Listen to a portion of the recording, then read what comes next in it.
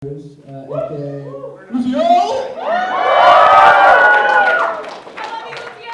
love you just so much. There's something starting. There's some love in the room. Something starting. I'm Keith Silverstein, aka Torbjörn.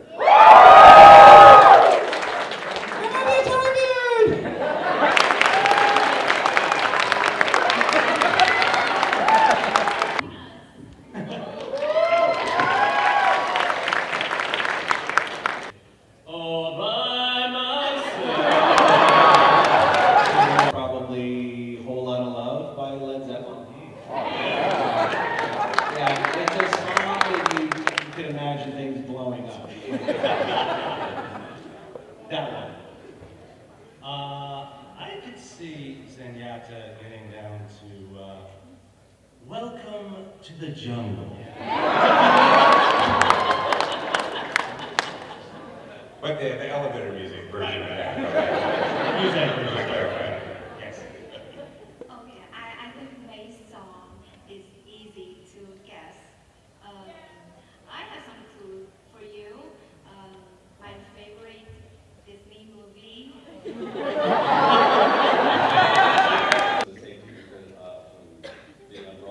Right. Yeah, so. Casually just Broadway better. No big deal. But yeah, maybe I'm a little Pollyanna positive with the. They'll know that I didn't actually restart. So I do all that, and then I get in my car and I'm like, hey, well, what do I do now? Because I need Wi-Fi, and I can't like drive to work. Work is like 20 minutes away. So I know that when voice, and I keep on combining everything, I guess. Going back and forth with whatever strikes your fancy. Well, yeah, ideally. Guys, I got a little confession to make. Now, I may deliver you guys all this Overwatch content from, panels with the actors and so on, but I got a confession to make. I have never, ever once played Overwatch. Is it shocking? I don't know. Anyway, why I've never played a game, I've never heard of Overwatch until I guess a year after it came out back in 2016. Basically, I started seeing the Diva cosplay at the cons. I was wondering, okay, which anime is this from? But then eventually a buddy of mine told me it's from Overwatch, and I looked it up and I was like, oh, it's a video game. I just never played the game. Should I? Probably will. Now, the reason I've never played is just I haven't really been into playing video games for a long time. Like 10 years ago, yes, I was totally into it. I always played Nintendo, so on, but never really. It's because I was a Nintendo guy. I never really kept up with the Xbox, the PlayStation games, and to this day, I have not bought a game system in years. My last one was the Wii, guys. I mean, since then, no PS4, no Xbox One or whatever it is now. Maybe I will get back to my video game roots someday. Anyway, enough about me. Back to it's panel time, guys.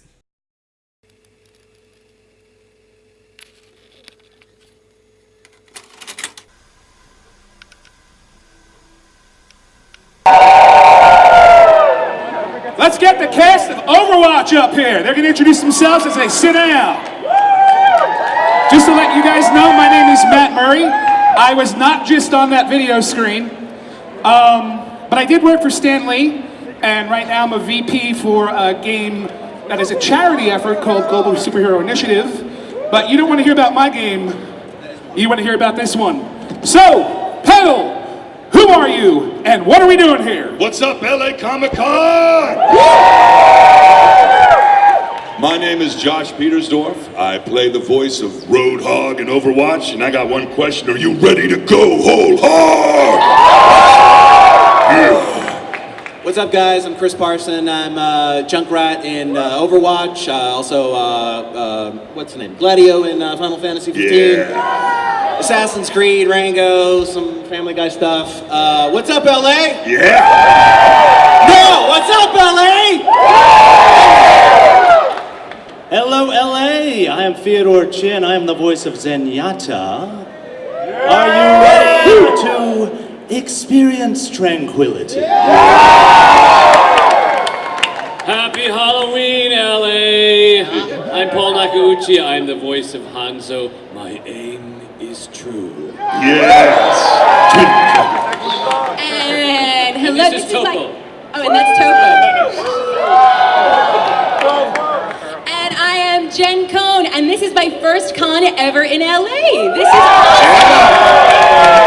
And I do the voice for Pharah in Overwatch, and I've got you on my radar. Thanks a lot for coming down, guys. You are part of the 40 million strong that currently play this game, an audience that has amassed over 2 years, and guess what? As much as this panel is about them, it's about you. There is a microphone here. We want you to ask them your questions for Overwatch. So, find your way to get down. We're gonna get to you, and while you peacefully and peaceably organize yourselves, we're going to let the cast talk a little bit. So tell me about some favorite moments in terms of recording and being part of this experience. You're sitting next to me, Josh. Kick it off. I was a bearded man not so long ago, so you may know that. Who is this guy? Who is this guy? I didn't recognize him. Kidnapped him. You know what? The greatest part for me about Overwatch and the community has been the people. You know, the tagline is it's a world worth fighting for, and I think that the saying "heroes never die" is really appropriate because it's a powerful game with diverse characters and people from all across the world, every ethnicity, race. And stuff like that. And I really enjoy stuff like that. And I also like that I can hook people off cliffs and drop them in wells. It's pretty fun. Yeah! Because I'm being no Just the choice of words, you know. It's a perfect day for some mayhem, you know. Just so many gems. It's like, I thank everybody at Blizzard for giving me the chance to say those particular words together, you know. I am just so grateful to be in a part of a video game where I don't have to do like death sounds and exertions. It's very, very relaxing, very zen. It's a wonderful time whenever I get to do lines. No, it's been just an amazing ride with you guys here in this game. You know, you guys are what make the game, and you have made it so popular that's the reason why we're all here. And suck it. No, you guys really have been the gift of this whole experience. It's been so amazing to get to meet you all, and then to also develop our Overwatch family. Yeah. I mean, we're all together. I'm so excited to be with the boys and to get to hang out with you guys here in LA. We're stoked that Jen is here too. But let's not get it twisted. You're just as wild as we are. Oh dear God, wilder. Much worse. Who's seen her boots? Have you seen her boots? Can we get a strut? Can we get a These strut? boots are made for walking, and that's just what they'll do. One of these days, these boots gonna walk all over. But the fun thing about New York Comic Con is because I live there and I got to wear a different pair of boots every day. And usually, I can only bring one pair with me. So the stars were in the sky for this one. Well, that's interesting because, recording a video game can be a lonely business. How often outside of cons you guys actually get to see each other or work together or, you said it's a family. Is that just coming over making appearances or? Well, Theo had a pool party this summer, so we were over at Theo's pool party. We had two of them. Yeah. Two of them. Burbank. Yeah. Most of I think all of us recorded solo sessions for the game. We weren't with anyone when we recorded it, which is difficult for some of the banter between me and this guy because I had no idea what he was going to sound like, and they described him as he's this crazy wastelander with an Aussie Oxbourne accent, and he's a meth junkie, loves blowing stuff up. So I was like, okay, and they're like, you can't stand him. Go. It's funny, and one more question from me, and then hopefully you guys have some. You mentioned not having to make death noises and stuff like that. What are some of the difficulties and what's some of the best experiences in terms of having to get up in front of a microphone and do something 70, 80 times and it's you can't even tell the difference at a certain point. So what are some of the sturm and drang or some of the fun associated with having to do that?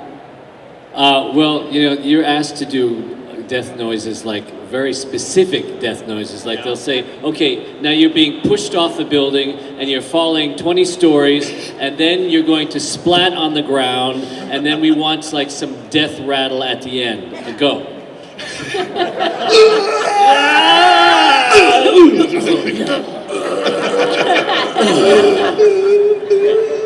Those are the kind of directions that you get for death noises.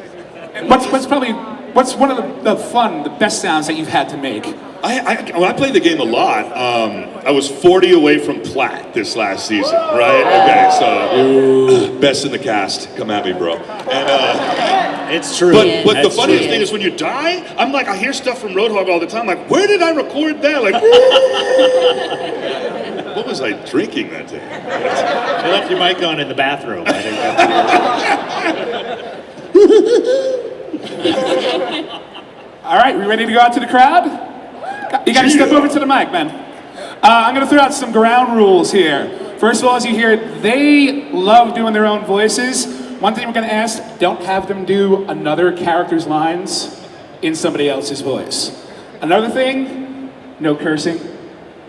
No requests for cell phone messages unless you go visit them and pay them at the booth. Also, remember, you're in a crowd, so let's try to keep it respectful. Make it a question. They're gonna love to hear your adoration, but let's not just make it a 5-minute, I love you and here is why and everything else. So with that in mind... I'd be fine with that. That's all right. Not to scare you away, but let's start asking some questions. Go for it, bro. So my name is Raymond. I Hey, play Ray. Overwatch. Hey. What up, Ray? You may think I play Soldier 76, but actually my main is Tracer. Oh, okay. So You're the more question annoying. He's like, goes to all of you.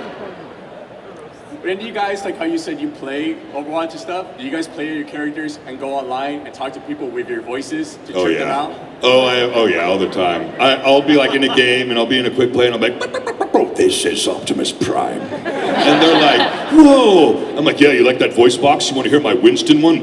By my calculations, I'm a real animal. The power of science. And they're like, that's really good. What else can you do? I'm like, here's my Roadhog, like, ready to go, whole hog.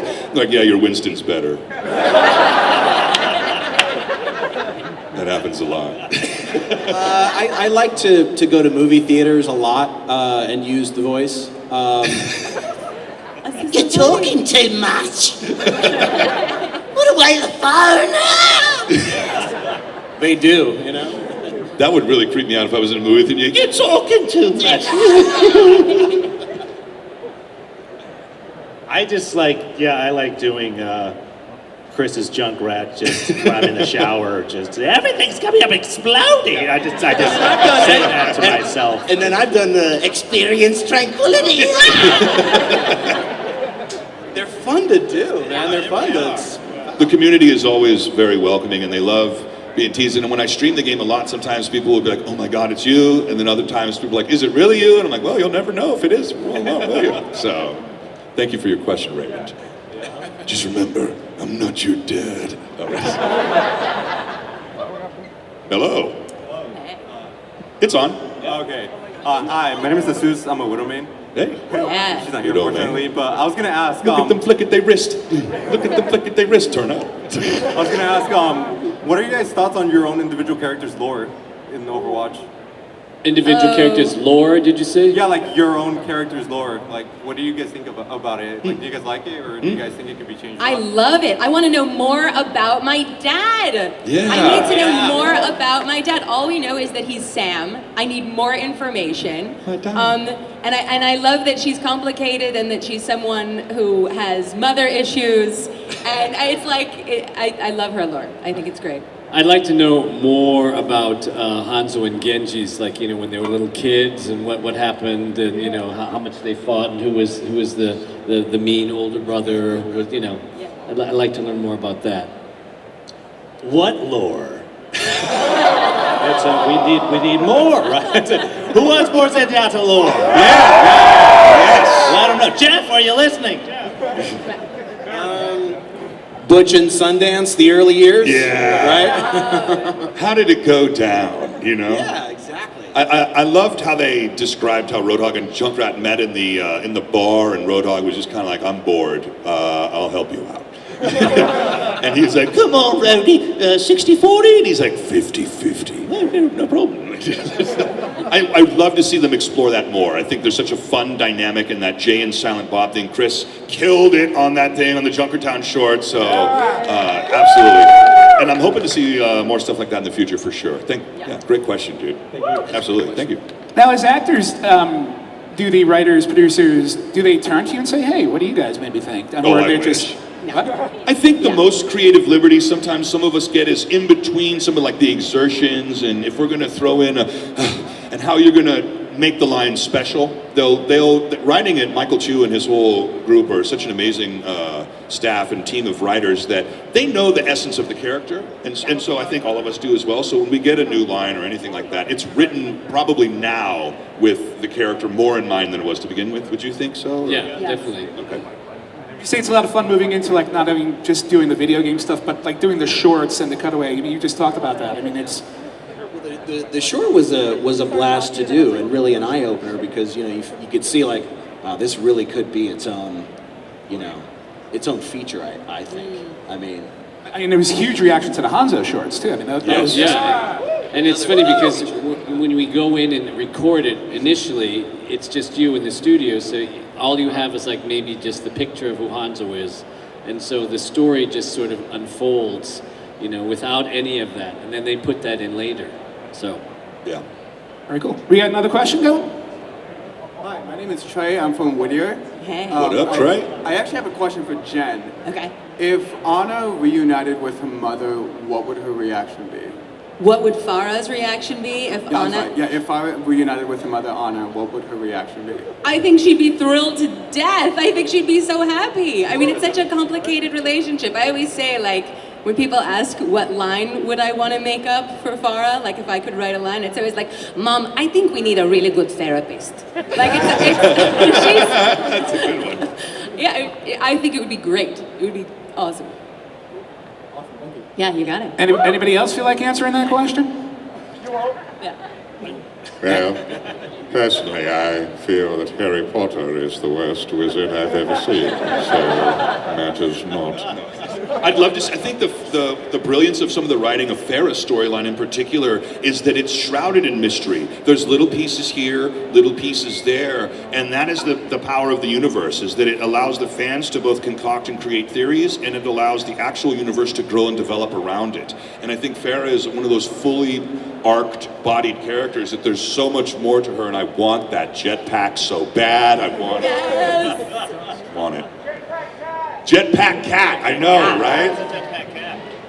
We got another question coming in? Yeah. So, Junkrat, hey, this is a nice reward for tuning you fellas in. Do you ever shut up? That's a good McCree. Oh, thank you, I appreciate it. He was doing the McCree line in the game when McCree says, I'll fill in for you real quick and I'll let you continue. I heard there's a hefty reward for bringing you two in. Pretty good McCree. Basically, Roadhog's like, shut up. And McCree's like, all right, take care. All right, so I got a quick question. What do y'all think of people who impersonate your voices? Like, do you like them? Do you think it's like something you're not sort of fine with, or do you think it's nice? Like, what's your opinion on that? Like, this is a question for all y'all. I'm always flattered by it. Yeah, I love it. I'm flattered. Yeah, for sure.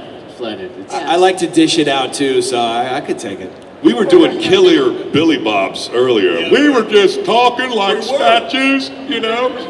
If you want to be a football player, You want to be a football player, you got to get out there and throw the ball. You got to do it right. So, I always say I'm flattered when someone does our voice impression, and then I get the question a lot, and some of us do too, of how to become a voice actor. And I always say this, when you want to become a voice actor, you want to find your own voice, and it's great to do a million impersonations, but remember, your power and your selling point is going to come from you. So, you know what I mean? So believe in who you are, and doing impressions is amazing, and it's a great thing, but build your own voice too. I'm not saying you're not, absolutely. So I always make sure to remind people that too, like, hey. But doing the impressions is good, because even though that impression of Billy Bob, I don't know what it was, but that they actually used that for a TV version of a movie that he was in. So practice your own voice and the voice of others. When it comes to impressions, my favorite thing is we've been doing a lot of these cons now, and sometimes Elise, May,